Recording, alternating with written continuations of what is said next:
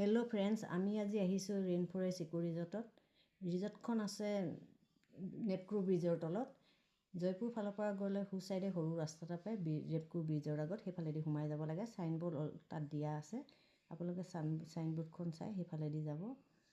সেইফালেদি গৈ আমি ৰিজৰ্টখন পালোঁগৈ। তাত চাইনবোৰ্ড আছে ৰিজৰ্টখনত, ৰেইন ফৰেষ্ট ইকো ৰিজৰ্ট বুলি। সোমাই গৈ আমি চাৰিওফালে ইমান ধুনীয়া দেখিবলৈ ৰিজৰ্টখন। তাতে বাঁহৰো আছে আৰু পকাৰ কেবিনো আছে তাত, ধুনীয়াকৈ সৰু সৰু ঘৰবোৰ। তাতে আমি এটা কেবিন লৈ তাতে সোমালোঁ। চাওকচোন ৰিজৰ্টখন কিমান ধুনীয়া। তাত চবেই তাৰমানে এনেই ফুৰিবও ভাল, অকণমান টাইমো স্পেণ্ড কৰিব পাৰে আপোনালোকে গৈ। আপোনালোকে কেতিয়াবা গ'লে ইয়াত টাইমো স্পেণ্ড কৰিব পাৰিব। ইমান ধুনীয়া জেগা। আমি প্ৰথম যোৱা নাছিলোঁ, শুনিছিলোঁহে। সোমাই যাওঁ, ভণ্টিহঁতৰ ঘৰত গৈছিলোঁ, তেহেঁতৰ ঘৰৰ পৰা আমি আহি তাতে ভাতটো খাই আহোঁ বুলি সোমালোঁ। সোমাই গৈ আমি কেবিনত সোমাই গ'লোঁ।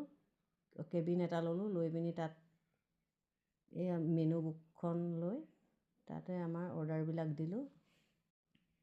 তাৰপৰা তাত বিভিন্ন ধৰণৰ আছে, ফাষ্ট ফুডবিলাক আছে, বিভিন্ন ধৰণৰ খাদ্য আছে, আপোনালোকে দিব পাৰে, যি খায় তাকে দিব পাৰে। আমি মিক্স চব্জি, টোপোলা ভাত আৰু চিকেন কাৰী দিলোঁ। তাতে এইবিলাক থাকেই আৰু।